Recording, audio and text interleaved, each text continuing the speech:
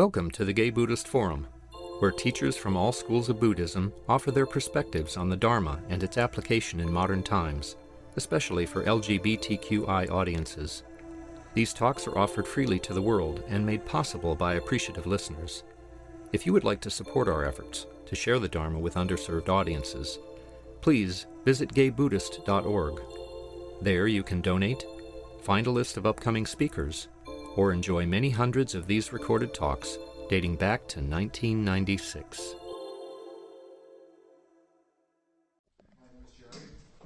I'm Tim. Dan. John. Michael. My name is Cass. I'm Jack. I'm Brad. Peter. David. John. My name is David. Jason. I'm Tom. My name is Hal. I'm Walden. My name is Harley. My name is Joe. My name is Nate. I think that's everyone. Our speaker today is Sandy Boucher. Sandy is a Buddhist author, editor, and teacher who has been active for 35 years in the San Francisco Bay Area and Pacific Northwest. She is the author of Turning the Wheel, American Women Creating the New Buddhism, a groundbreaking exploration of women's participation in Buddhist practice, as well as She Appears, Encounters with Kwan Yin, Goddess of Compassion. Welcome, Sandy. Well, I've been looking forward to this, and here I am finally. Thanks to Hal Hershey, who invited me here, and thanks to Roy, who welcomed me, and all of you who have come here to hear what I have to say. Can you hear me all right? Mm-hmm. I noticed you have a Kwan Yin here. How wonderful. And one in the corner. So I guess you're somewhat familiar with the Goddess of Compassion. Maybe representing the feminine in all of us. Hal and I were talking in the car about Kwan Yin on the way over, who actually went through a sex change. So, of course, we progressed to I Am Kate and what we think about that and all. And, we're just sort of celebrating the breaking down of all those boundaries, the dissolving of that either or, that dichotomy that's been so oppressive for so many centuries. So I'm happy to be here with my trans goddess.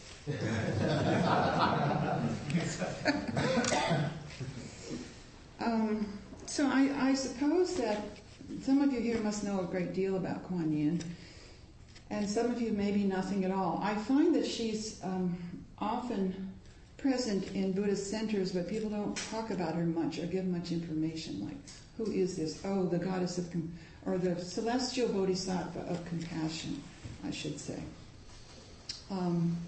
So I want to give you some information because I think it can be helpful in our practice and in our lives. And why would we care about a figure like Kwan Yin? Well, because we care about ourselves, we care about each other, we care about the world we live in, and she is the embodiment of that kind of caring, of compassion.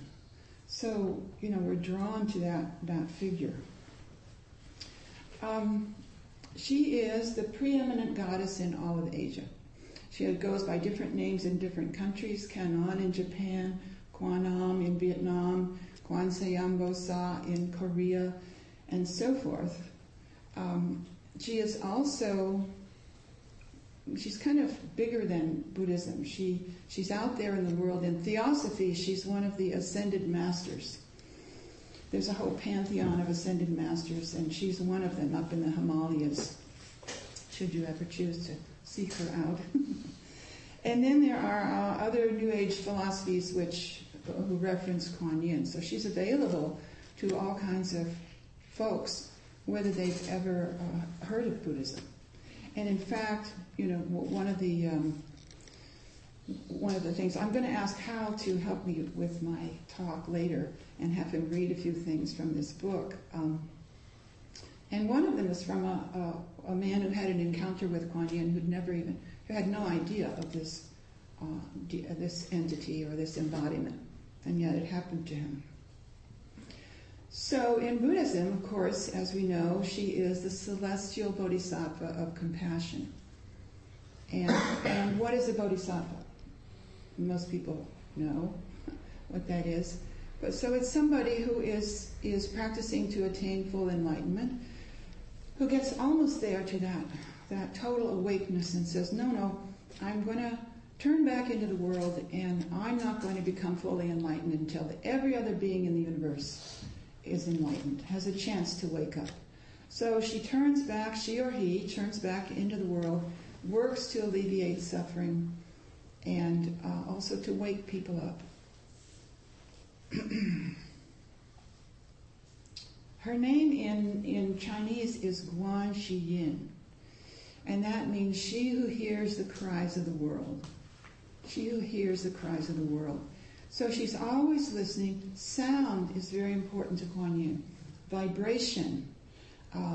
That's why chanting is such an important practice for Kwan Yin. And also listening. I had a person I interviewed about Kwan Yin who said her whole life is dedicated to service. And I asked her what service she was performing, and she said, I simply listen to people. I listen. And that's very Kwan Yin. She's available to us. She's receptive. She's compassionately receptive. And when called upon, she saves us from disaster, so they say. Some of you who have practiced in Zen centers must know something about the Lotus Sutra. And in the Lotus Sutra, there is a chapter called the Universal Gateway chapter. And in it, it's a kind of catalog of all the situations that Kwan Yin can save us from. And I want to read to you a few of them, just in case you find yourself in this situation. So, suppose someone should conceive a wish to harm you, should push you into a great pit of fire. Think on the power of Kwan Yin, and the pit of fire will change into a pond. This is my favorite. Suppose you are on the peak of a high mountain and someone pushes you off. Think on the power of Kwan Yin, and you will hang in midair like the sun. So she's out there. She's very present. She's watching over us to call upon should you need her. I have several times in my life. But let me talk about some of the traditional images of Kwan Yin, the iconography, because it represents who she is, her powers, her that quality that she is there in the representations. You see here that she has a vial of fluid that she's pouring down over the world, the fluid of compassion. And I think the mantra is fear not. So she's protecting us and pouring compassion down over us. She's often shown this way. My first encounter with Kwan Yin was in Kansas City, which is sort of appropriate since I'm from the Midwest. And this was 1982. I'm going to pass this around because this is the one I came upon, and I want you to see her. I was in Kansas City staying in a group house there, and somebody said, I want to take you downtown. There's someone I want you to meet. So they took me to downtown Kansas City, Missouri, and there was the Nelson Atkins Museum of Asian Art. And in it was a room in which there's one statue. She's about 8 feet tall, made of wood, carved of wood, painted, 12th or 13th century China. And you'll see her posture. She's sitting in what is called the Royalese posture. Her leg's out like this, and she has her arm over her leg. You could call it the dyke posture.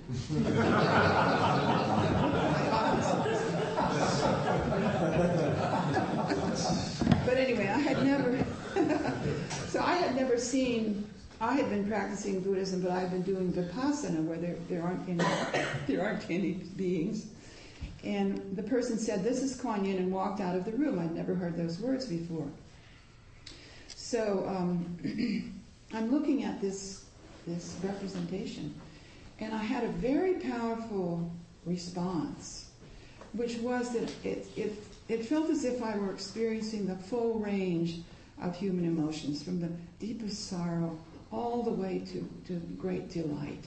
And it was present simultaneously in me as I looked at her. And then as you see her, as she's coming around, the face also, she's meditating, the face is very tranquil, it's very peaceful. She's a center of calm, she's radiating calm. This was 1982, and at that time in my life, I certainly had a need for some calm and strength. So she appealed to me, and I bought a little postcard of her, as you do in museums. I put it on the seat of my car and drove east. So that was my introduction to Kwan Yin. The story goes on and on. I'm not going to tell it now. About 35 years later, I'm still looking at pictures of Kwan Yin, thinking about her, and coming back to her. There's another one I want to mention. Sometimes she is portrayed riding on a dragon through the ocean waves. And there's one image which is even said to be a photograph of her riding a dragon. I could pass this one too. They claim this is true. Up at City of 10,000 Buddhas up in Talmadge, California, where Kwan Yin is very, very much revered in Chinese Buddhism. And they say that it was a sailor who had a camera. It was a great storm. He was up on deck, and he saw Kwan Yin riding toward him through the waves. And he took a picture. And then, of course, the storm went away. So she saved them all from the storm. She is sometimes portrayed with a sword. And of course, in Buddhism, the sword is never an instrument of killing or harming, but it is about cutting through. So Kwan Yin's sword is about cutting through delusion, and that is what I would call fierce compassion. I think we all know what that is. There's the soft, lovely kind of compassion that everybody thinks you're great when you do it, and then there's fierce compassion where you have to step in and say no, or say it has to be different, or stand in somebody's way. So she sometimes carries a sword. And then finally, there's a being called Avalokiteshvara. Some of you may be familiar with this gentleman. This is thought to be a male figure. And he has 1,000 arms, 1,000 eyes, 1,000 hands. Has 1,000 arms out here, like that. And in each hand, the palm of each hand is an eye. He has 11 heads. And he has some larger arms holding implements out in front of him. All this is in order to, the 11 heads and all the eyes are to see throughout the universe and see anyone who is in trouble so that he can come and rescue them. That's Avalokiteshvara. And there are statues of him, and they actually carve the 1,000 arms, little tiny arms out here with little eyes in them and all that. You may have seen them.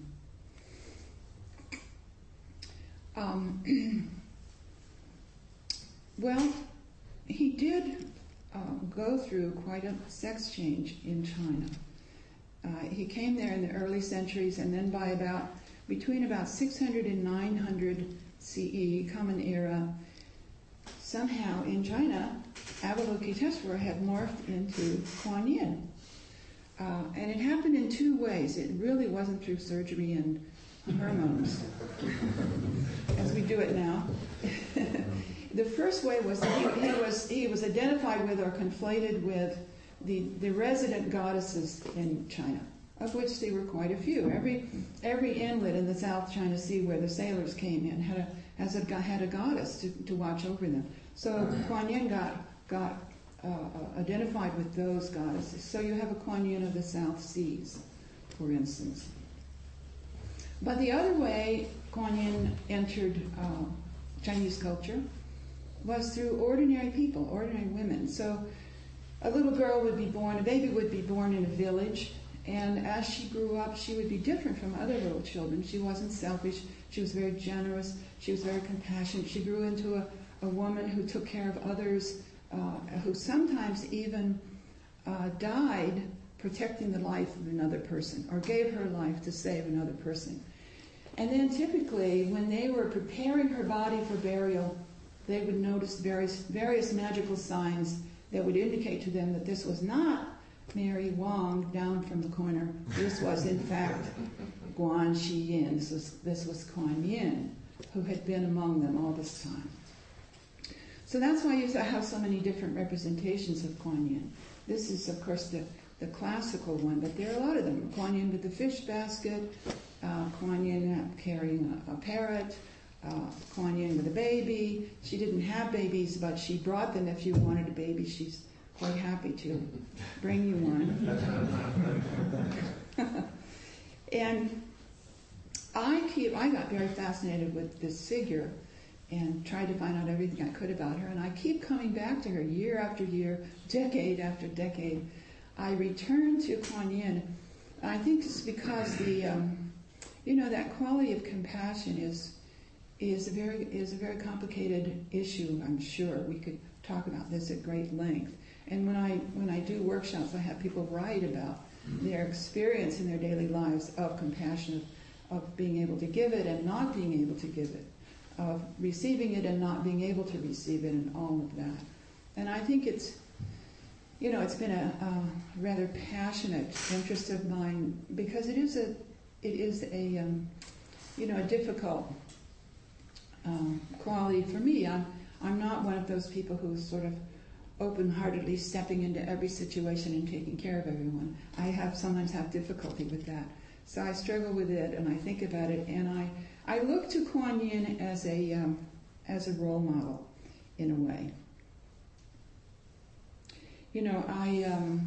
Particularly what she says to me is that we have to accept and be with every dimension of ourselves, every part of ourselves, the full range, from these nice qualities over here that everybody loves, and then there's the creepy stuff, the stuff that I hope you never find out about me. And it keeps coming up, and I keep doing it, and I know all of that. As much as we practice, it still is there. And Kwan Yin is saying we have to let's accept all of it. This is what it is to be a human being. This is the full range of what it is to be a human being. Let's go for that. Let's try to be with that instead of denying it, instead of flipping it off or whatever. So that's how useful she's been to me. It's one of the things that is helpful to me with Kwan Yin. And another is self-nurturing. She's really asking us to take care of ourselves first, which all of us know, I'm sure, is necessary if we're ever going to do anything in the world. But I want to talk about, because some of these people in this book, this is She Appears. I did do another book about Kwan Yin, but this is the latest one. It has a lot of artwork in it, which is very unusual for me, and there are 52 people represented here with stories and artwork. It's called She Appears, Encounters with Kwan Yin, Goddess of Compassion. And it came about, I think most people I know, you don't choose the book you're going to write. It happens to you. It comes, and there it is, and you know that you're the one who has to do it. So after I did the first book on Kwan Yin, which was called Discovering Kwan Yin, people began to write to me, and they sent me stories about dreams they had, visions, long-time relationships with Kwan Yin, and lots of artwork, paintings and drawings and prints and photographs of sculptures. And this was really, I recognized, I put it away in a drawer and thought, sometime that might make a nice book. And then I recognized that it's really a Western visioning of Kwan Yin. We have these gorgeous images, Asian images of Kwan Yin and stories about her. But this is a compendium of stories by people like us who have encountered Kwan Yin. Now, some of the people in here, and I was glad to see that, are Zen people, even Zen priests, who are represented in this book. And some are goddess people and women's spirituality people. Some are people who have absolutely no spiritual context for this at all, but she just happened to them. So I'd like to ask Hal to read the first one. It's by a man named Fred Kahn, and he had no pride. He was a yoga teacher. He really, he tells the story. He's giving a presentation. Saved by Kwan Yin. While I was preparing to lead a compassion yoga workshop, a woman called to say she was coming to the workshop with her husband, but that he was not really spiritual and might be quite negative toward what we were doing. The couple came to the workshop and the husband sat looking bored. But suddenly, when I was showing some slides, one of them an image of Kwan Yin, he sat upright and began to cry. The wife looked sideways at him in shock, and I didn't know what was going on. After the workshop, the husband said he had to talk to me. Here's what he told me. While I was in Vietnam, I got lost behind enemy lines. Suddenly, out of nowhere, this young woman appeared and gestured for me to follow her. At first, I wasn't sure if I should trust her, but there was something about her that was very unusual and made me lower my guard. She waved for me to walk behind her as she led me through the underbrush to a cave. I hid inside it and remained there all night. Next morning came. The woman had disappeared. Later that day, I found my way back to my unit. All these years, I thought she was an Oriental version of Mary. But one of the slides you showed, the slide of Kwan Yin, was her.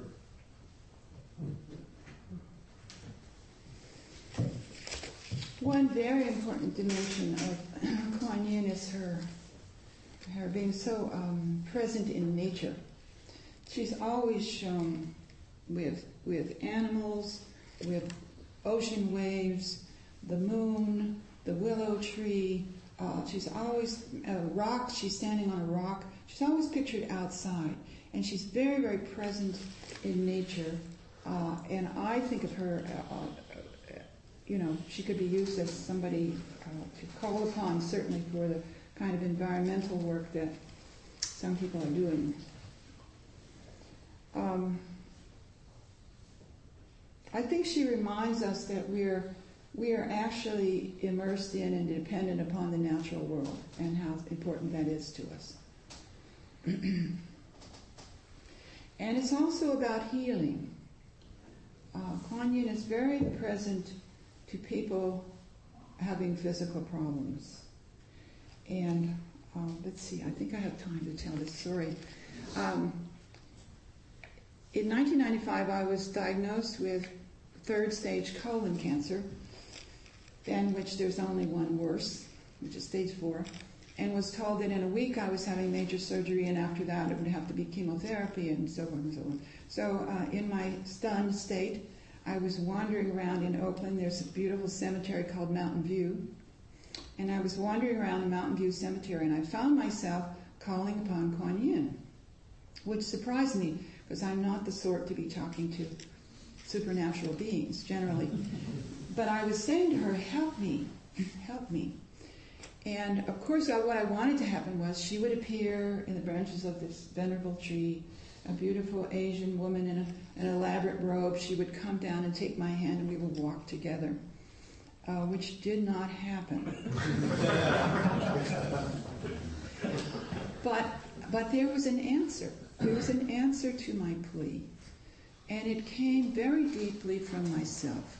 And that was my first very strong inkling that Kwan Yin is not something out there. She's not something extra. She's not something added on. She is, in fact, here. She is our deepest nature.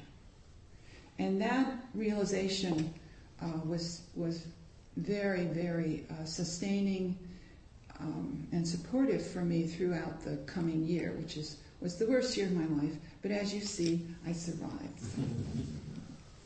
So I would like to ask Hal to read another very short piece. This is an artist named Max Dashu, and she just has a short statement about this painting that she did.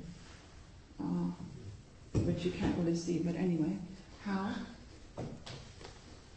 When I was flattened by Lyme disease after an unusual triple seizure and in despair of ever healing, I had a dream of Kwan Yin as an amulet shot through with mother of pearl. Here is the dream.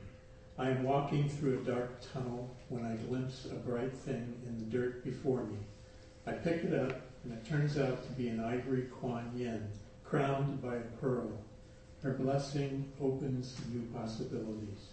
Life force flows into the receptive hand, while the other paints the dream. This dream was an omen of grace and future healing.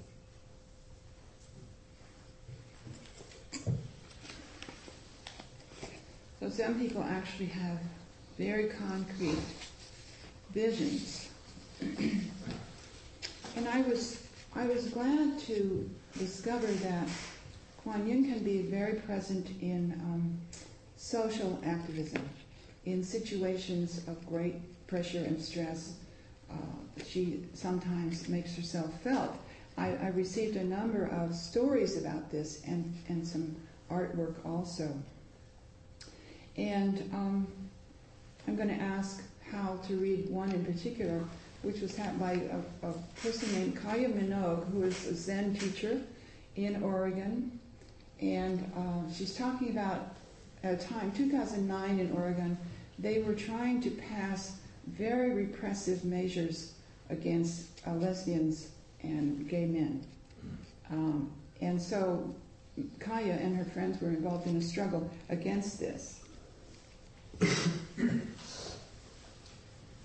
As a Zen Buddhist, I've been adamant in my belief that there are no external anthropomorphized deities or bodhisattvas who take a personal interest in my well-being. I've viewed stories about Kwan Yin and the other bodhisattvas as comforting myths. But on the day I'm going to describe, my beliefs were shaken. Kwan Yin was definitely present. It was 1992, an exciting year in U.S. politics. Bill Clinton was campaigning against George W. Bush Sr. in a presidential election, and for many gays and lesbians, Clinton held out a vision of a kinder, gentler America. But a dark cloud shrouded that vision for gays and lesbians in Oregon, where the Oregon Citizens Alliance, a Christian right political activist organization, had mounted ballot measure 9, which, if approved by voters, would have enshrined repressive provisions in the Oregon Constitution. This takes place at a meeting of Christians and gay activists. About halfway into the meeting, a man who had refused to join any group and who had taken up a position alone in the back of the room began to shout out some favorite slogans of the Citizens Alliance. What's wrong with you people? Didn't you read the Bible? It's Adam and Eve, not Adam and Steve. Homosexuals are recruiting our children. God hates you. Each time he shouted out a slogan, the conversation would stop briefly while everyone in the room looked up to see who was yelling, and then heads would drop back into the circle and conversation would resume. When the participants no longer bothered to look up, the man stood up and took to ranting, mostly about how homosexual teachers were taking over in our schools and more children were being recruited every day. As the peacekeeper on his side of the room, I realized it was time to intervene. I wasn't afraid. I'd been training in Taekwondo for 5 years and was about to test for a blue belt. I was thin, wiry, fast, and flexible. I could block, feint, and attack in patterns I had practiced so often they were automatic. I knew how to escape 100 variations of grab and hold attacks, and I could read an opponent's body. The man was drastically out of shape. A belly hung over his belt, his posture was in a slump, and he had no muscle tone. As I started to move slowly in his direction, I noticed his right hand clench into a fist. So I stopped and turned to attend to the conversation in a nearby group, watching him in my peripheral vision. He relaxed his fist and once again became absorbed in his rant. I inched my way toward him, planning to invite him to go outside where I could attempt to talk him down. When I was about 8 yards from him, he turned his invective on me pointing at me and calling me a sick dyke, a lessee, an abomination. During his initial rant, his face held a slight smirk, his left lip lifted into a smile of superiority that expressed his belief that he was one with the truth and the rest of us were completely deluded.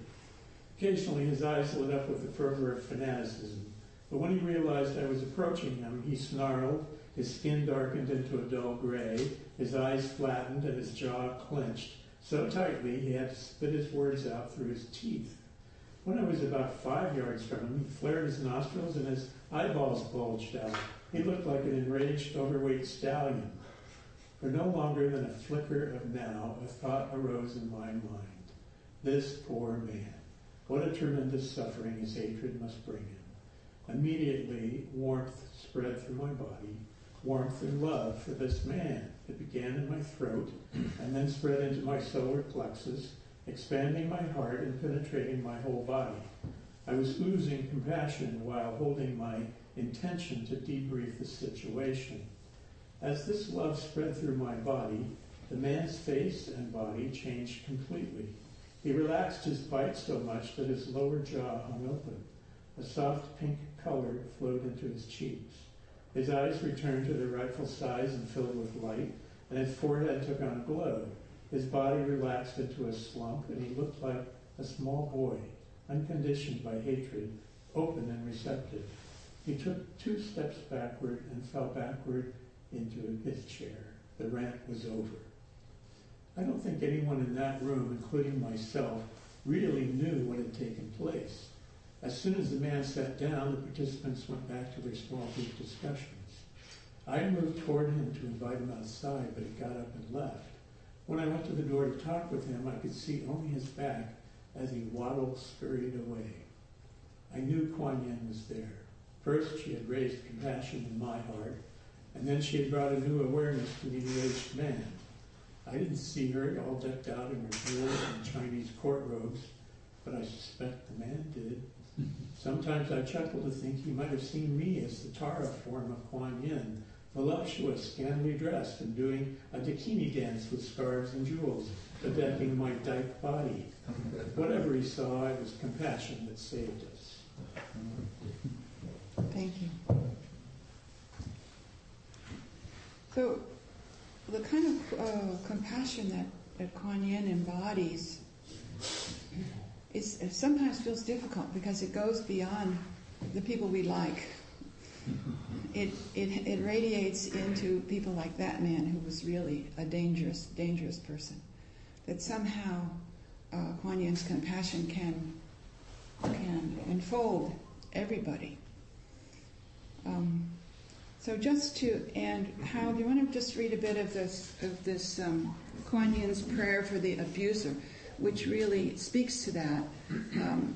A man named, what is his name? Eddie Buddha Bliss, or Eddie Henderson in Oakland, sent this to me, and he is a passionate advocate for the rights of abused children. And he found this somewhere. Nobody quite knows where he found it, but prayer for the abuser.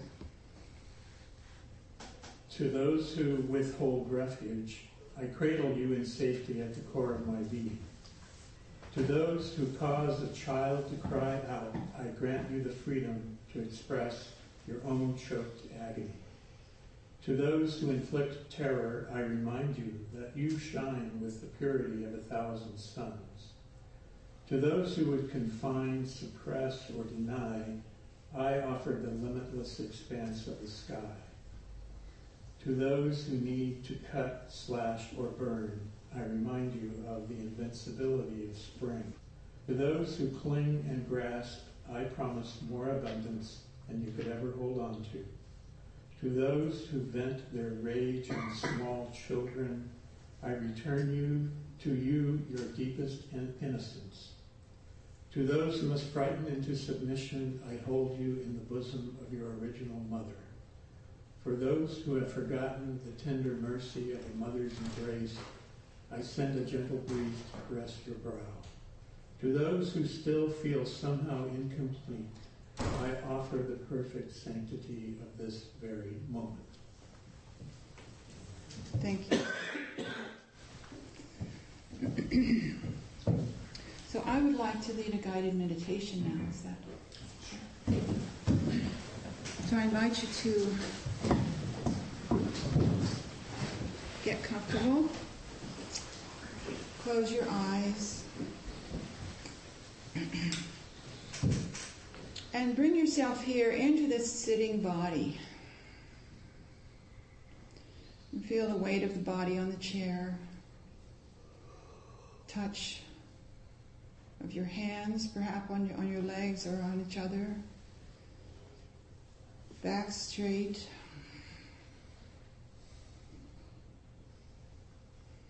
And now bringing the attention to the breath, just for a moment. In breath and out breath. Inhalation and exhalation.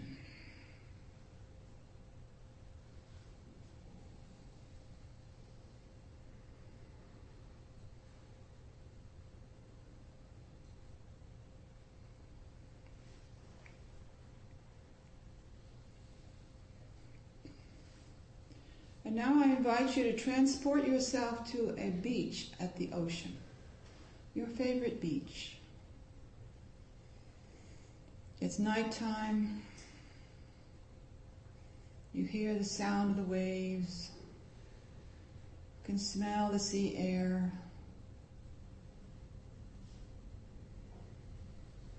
And then you see that a full moon has arisen. You look up at this moon.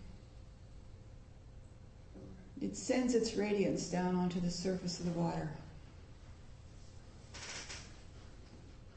And as you gaze at the moon, it becomes brighter and brighter until you see that it is Kwan Yin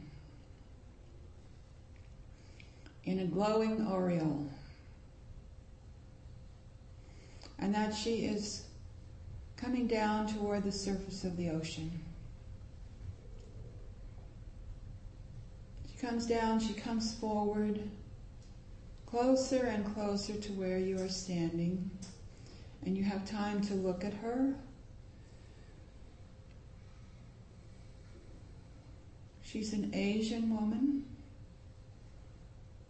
She's wearing the costume that you associate with Kwan Yin, whatever that may be.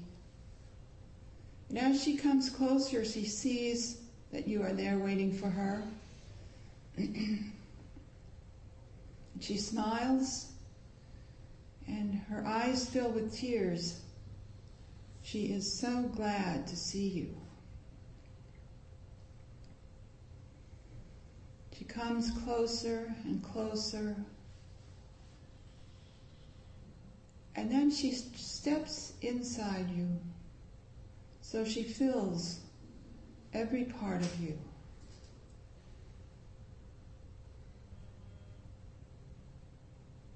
And you feel yourself surrendering into that vast, compassionate embrace.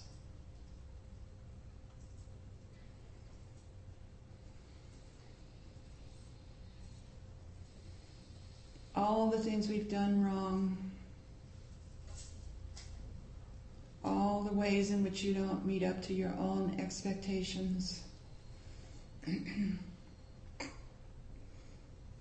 all the times when you acted unskillfully, or maybe you froze and couldn't act at all.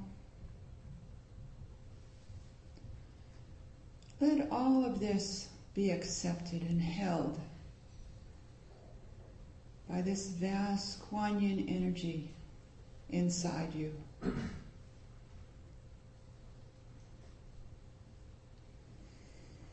And just let yourself surrender into it. Be fully present to this.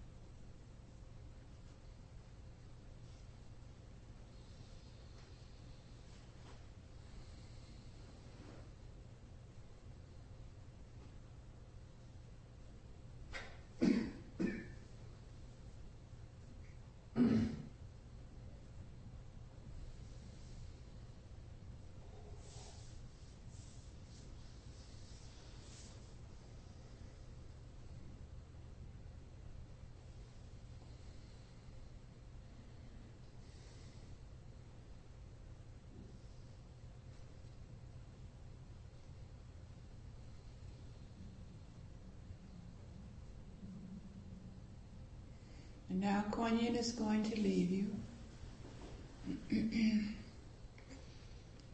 She steps backward, and you see her in front of you once again, just as she was before, gazing into your eyes. And then she begins to go backward. She becomes smaller, up toward the moon, until Kwan Yin and the moon and the beach and the ocean all disappear, and you are left in a vast empty space.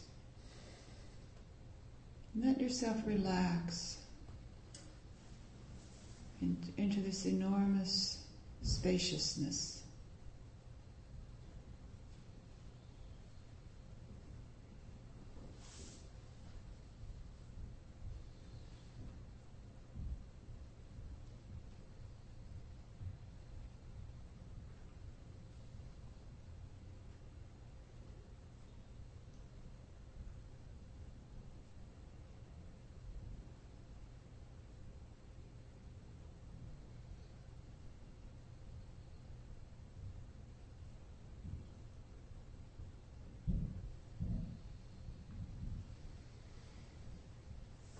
Then I invite you, come back into this room, into your sitting body, here in a chair or on the cushion.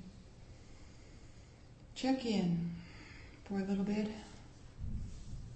into your body. How is it feeling? Is there any tension there? Is there perhaps some aliveness that wasn't there before? Being with the sitting body here in this room until the bell rings.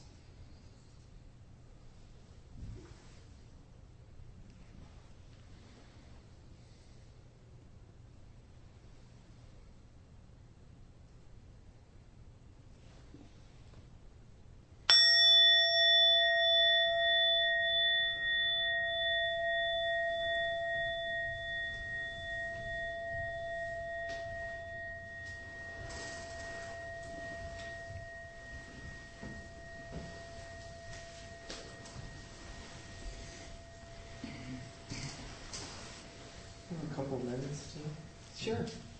questions or any comments? Tom? Sandy, thank you so much. What a wonderful talk. Thank you for sharing this. Oh, you're welcome.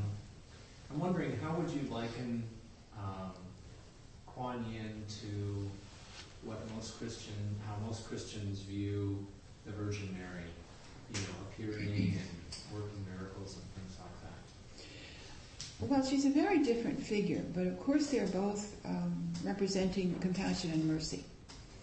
The thing that is, in fact, some of the artists in here, particularly visual artists, combined the two and came up with an image which expressed both the Virgin Mary and Kwan Yin. In fact, some Buddhists who are, many of them like former Catholics, who really do keep the two together.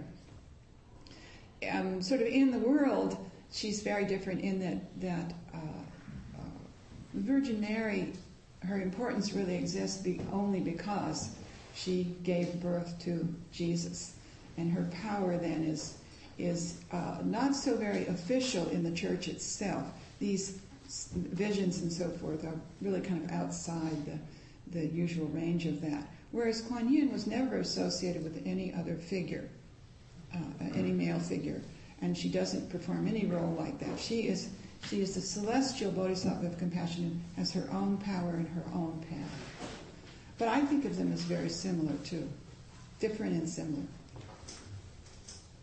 One distinction I just have to say, a woman said that having a Catholic upbringing, she had a very, very critical, judgmental mind, and that her practices with Kwan Yin helped her soften that and be more accepting of herself. Yeah. Yeah, thank you.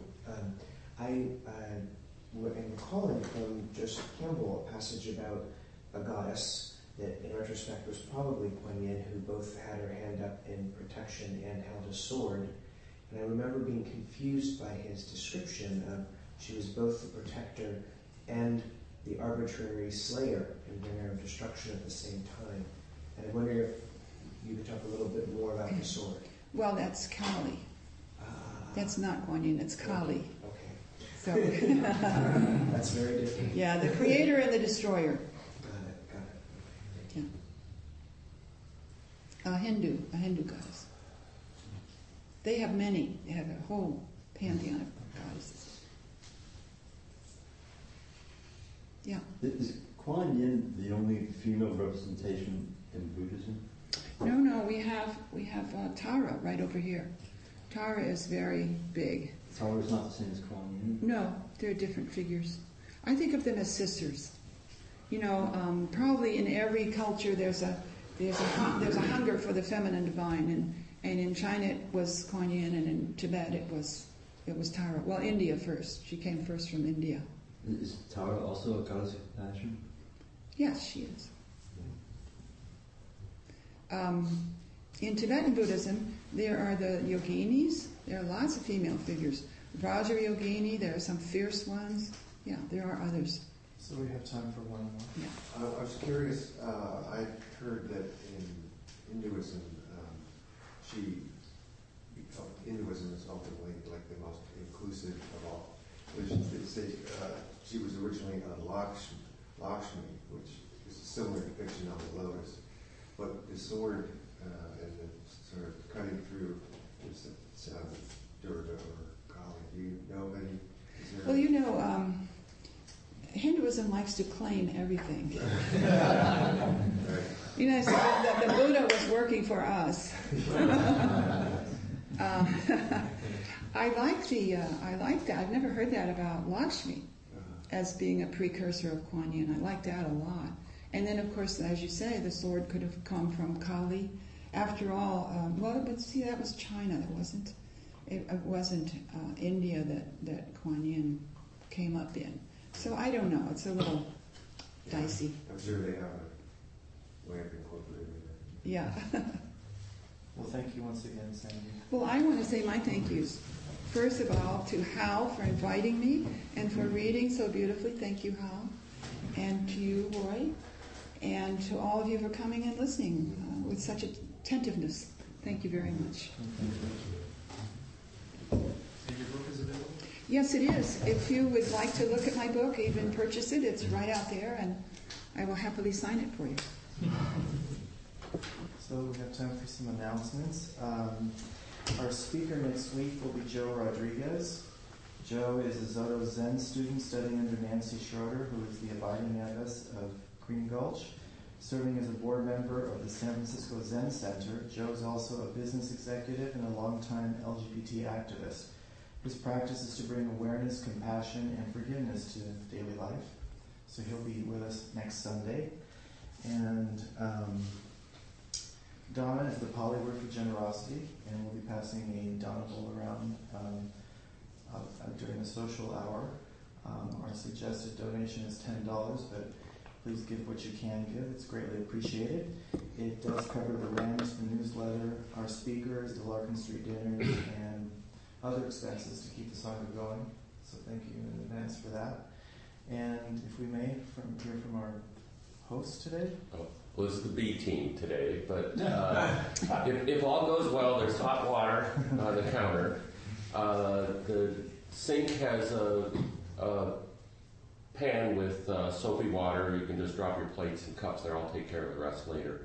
And there's gluten-free sweets on the right side, not gluten-free on the left, and in the middle there's fruits and some vegan stuff. So, and I'll pass the bowl around as soon as I find it. So, did I forget anything? Lunch. Folks gather around 12:30 or so and get together to go for lunch. And then there's a sign-up sheet there on the credenza. Thank you. Thank you. Michael. Our annual retreat is coming up in about 6 weeks at Vajrapani Institute It's September 18th through the 20th, and our theme this year is liberation. David Lewis will be joining us, and we're about half full at this point. A lot of people are interested in private accommodations. At this point, we have a waiting list for cabins, and there's one private room left, so if you're interested in that, register very soon. And there are flyers on the credenza up there, and also on our website at gaybuddhist.org, under the Retreats tab, you can link to a printable PDF version of the flyer. What's the difference between a private room and a cabin? The private rooms are little single rooms in the dormitory building, and the cabins are kind of up on the ridge. Anyone else? Hi, I'm Jack. I have a request for a volunteer for a little practical matter regarding the newsletter, which we are mailing out in 3 weeks, and I'm not going to be here for that, so that I can later go to the retreat. And it's a substitute. Michael actually is going to substitute for the logistics of mailing, but I need somebody with a card who can pick up the newsletters at the FedEx office on Devotion Market to bring it here before the meeting. It's a very simple thing, but it's a necessary link. So if somebody could jump in and do that, that'd be a great help. Please see me after. Please, somebody. Thanks. Anyone else? Okay, let's go ahead and stand for the dedication of prayer,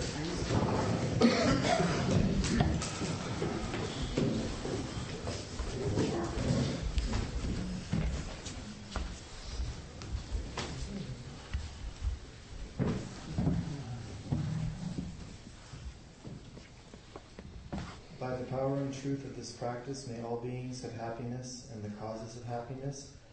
May all be free from sorrow and the causes of sorrow. May all never be separated from the sacred happiness which is without sorrow.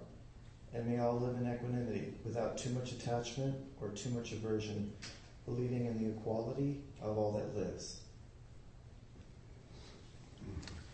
Thank you, everyone, for sharing your practice today. Enjoy your Sunday. Thank you. Thank you so much. Yes. You don't hear much about Kwan Yin. Yeah, well, you should. I know. Thank you for listening to the Gay Buddhist Forum. If you would like to hear several new talks per month and be notified of upcoming speakers so you can participate live, please subscribe to this podcast, like us on Facebook, and join our mailing list by visiting gaybuddhist.org.